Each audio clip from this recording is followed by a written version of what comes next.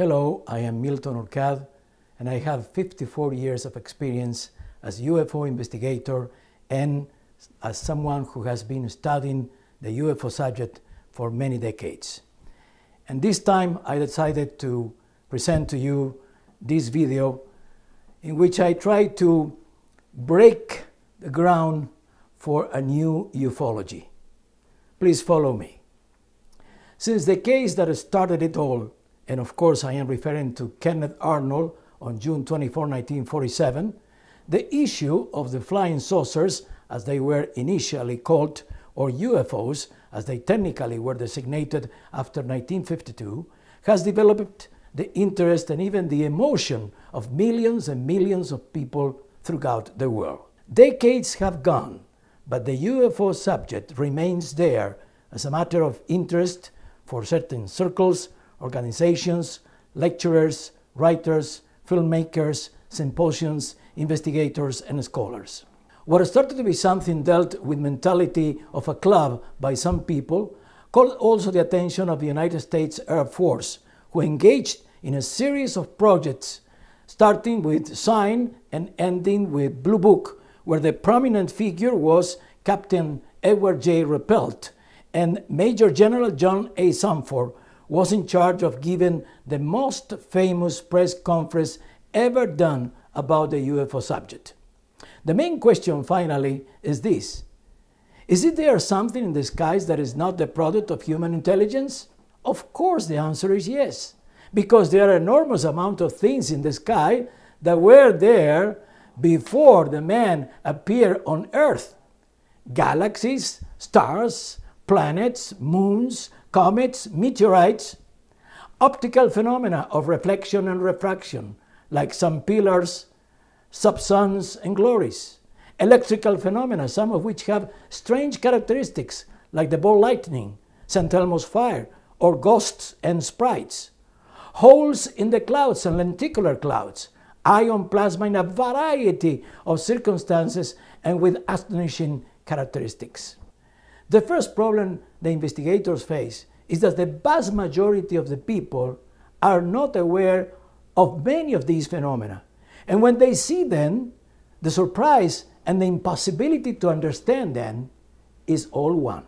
But when we add optical phenomena caused by reflections or refractions due to ice crystals or tiny drops of water, the atmosphere itself plays with our senses, making us see extraordinary events. People generally are not aware of all these kind of phenomena.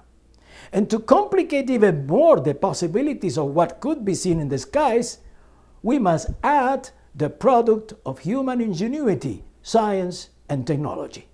Airplanes and other artifacts of unconventional characteristics, circular shapes, triangular shapes, stealth crafts, electronically camouflaged objects, holography, and so on. People do not know and are not prepared to absorb such a big amount of different and very strange things in the sky. And therefore, there is an endless source of reports. And all those things almost fall in the big category of UFOs that becomes like a gigantic bag where anything could be thrown and has a place to be. While this is the outlook of the whole issue of UFOs, we have to add something more but very important. There was a time during the Cold War in which the American military thought about the convenience to make people think that maybe there could be some strange things in the sky that probably came from outer space. This was a work of intelligence, and a very intelligent way to hide and cover up the technological developments that were taking place during those times, mainly with the purpose of surveillance and reconnaissance of the enemy. When satellites were able to substitute with increasing benefits what the airplanes and other aerial crafts were able to do, the roar of the UFOs started to decline. No more headlines in the newspapers, no more magazines almost entirely dedicated to the subject, no more science fiction films to help sustain the cover-up, making the people think that we were permanently visited by space beings. But there was an effect, a cultural and social effect of such effort of intelligence, and it was the creation of a myth. Myth that suffered transformation from observations in the sky to landings, to beings seen by the witnesses, to cattle mutilations, to abductions, to silence. Only the presence in the internet, where anyone without any knowledge of many things that could be seen in the sky, without consulting any investigator or expert on the subject, downloads on YouTube a video of a spot or a dot that the same person declares as a UFO. Or someone using computer graphics makes wonderful tridimensional images of inexistent objects. Not a serious procedure, to say the least. Now we are saturated of cyber UFOs. Once we reach this point, I personally think that it is time to put an end to the manipulation of the intelligence, to the extraterrestrial myth as it has been developed, to this kind of craziness about UFOs, and to seriously and scientifically deal with the issue. Let's go to basics. Let's give a chance to science. Let's apply the Occam's razor and develop a good criteria, a sober approach and consideration. And let us plan a rational activity so that we ourselves, the experts, the investigators, become no longer collectors of reports, but actually observers of strange phenomena in hot spots on Earth. Let us be assisted by instruments so that we can record, measure, and detect a series of parameters of the phenomena that we eventually could see by ourselves, and let us give all the material so gathered to scientists for their study and evaluation.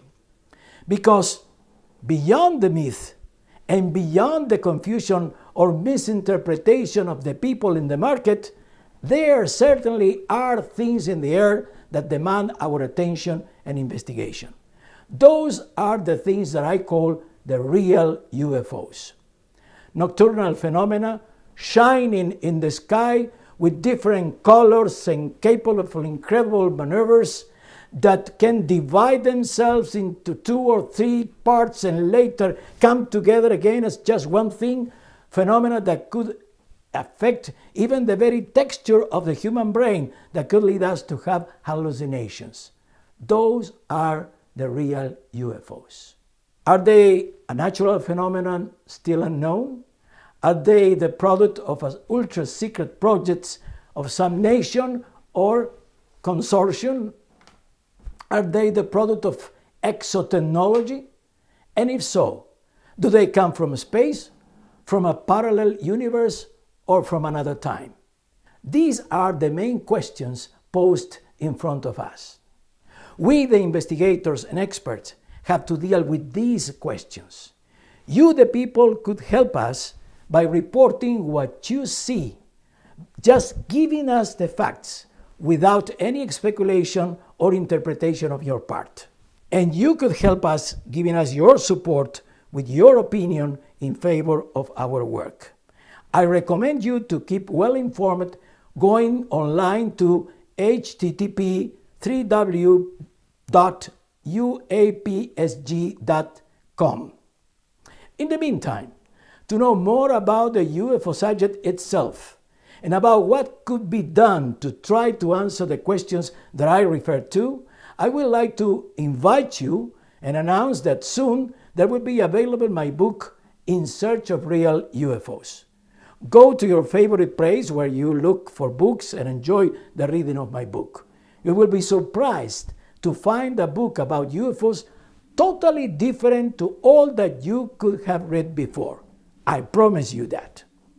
And what I'm trying to do with this book is essentially to break ground for a new ufology. I am Milton Hourcade, and I thank you for your attention.